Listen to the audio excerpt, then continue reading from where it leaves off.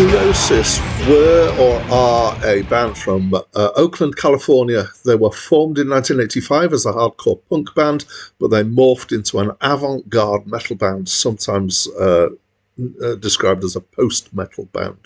They have released 12 studio albums. In 2019, Scott Kelly, who was the front man for the band, was dismissed quietly after discoveries that he had been abusing his family.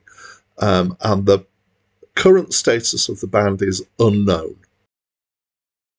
Hi, my name's Dan. So this was the fifth album by Neurosis, and it's my first encounter with the band, so I'd not heard this album before. And just after the introduction about the frontman Scott Kelly, I'd like to say that I try and judge music by the music and not by the creators as much as I can. There are sometimes times when the people who are creating the music, their behaviour is or has been such that is not something I would approve of, but I try not to factor that in when judging the music. So I would describe this as being metal, and in fact quite extreme metal. It's very heavy, but it's quite different in some ways. So it's got more noises and ambient sound effects than a lot of music has or metal has. In fact, you kind of say there's a noise element here, definitely.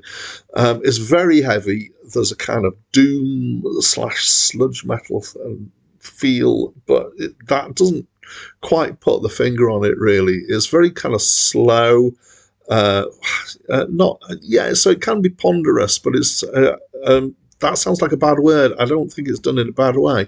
It's got a kind of low, very thick, gritty, heavy feel to it. I got a suspicion that they've thickened the sound out with particular sounds and sound effects, electronic stuff, as well as using the instruments. But I also suspect that they've got detuned instruments. I don't know this for sure here. So that's kind of the default mode of it, is this really thick, heavy sound. In between, they've got more atmospheric passages. There's bits where there are kind of more, if you pardon the expression, more musical, kind of tinkly bits on pianos, or repeated bits that are kind of very atmospheric and empty. Again, often with kind of ambient sound effects there, and then there's sometimes speech clips and other sound effects in there.